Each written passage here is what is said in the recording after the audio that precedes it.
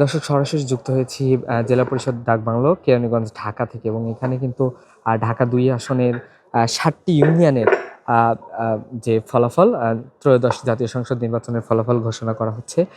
এবং ইতিমধ্যে যে সর্বশেষ তথ্য পাওয়া পর্যন্ত কিন্তু মোট ভোটার ছিল ৭টি ইউনিয়নে ২,৮৫,৯০৮ জন, এবং মোট ভোট কেন্দ্র ছিল ৯৫টি।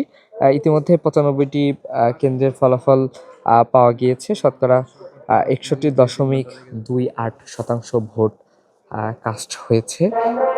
এবং এখানে মূলত ৩টি প্রার্থী ছিলেন। ধানের শীষ প্রার্থী তিনি কিন্তু ১,১৬,০৩০ ভোটে এগিয়ে রয়েছেন, অর্থাৎ জয়ী হয়েছেন। এবং অন্যদিকে আব্দুল হক দাঁড়িপাল্লার প্রার্থী ৫,২২২টি ভোট পেয়েছেন।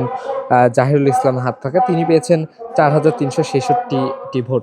এবং এই যে ঢাকা ২ আসন, এটি কিন্তু সাভারের ৩টি ইউনিয়ন, কেরানীগঞ্জের ৭টি ইউনিয়ন এবং ঢাকা দক্ষিণ সিটি কর্পোরেশনের 3টি ওয়ার্ড নিয়ে এই আসনটি গঠিত। এবং আমরা এখন আসলে কেরানীগঞ্জ যে 7টি ইউনিয়ন আছে, সেই 7টি ইউনিয়নের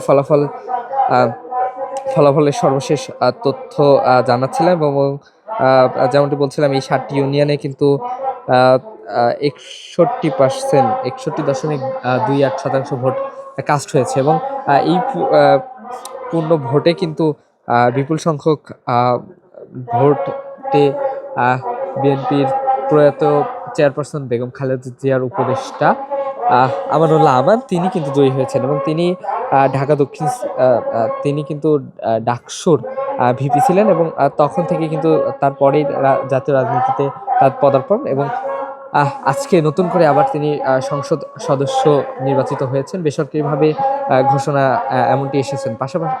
পাশাপাশি সাভার এবং সিটি কর্পোরেশনের যে অংশটি আছে, সাভারেও কিন্তু তিনি জয়লাভ করেছেন, এবং সিটি কর্পোরেশনের যে 3টি ওয়ার্ড সেখানেও তিনি জয়লাভ করেছেন। এবং সেই জায়গা থেকে আসলে বেসরকারিভাবে তাকে যে ঢাকা 2 আসনের এমপি ঘোষণা করা হয়েছে। এবং সেই তথ্যই আসলে জানাচ্ছিলাম। ধন্যবাদ সবাইকে।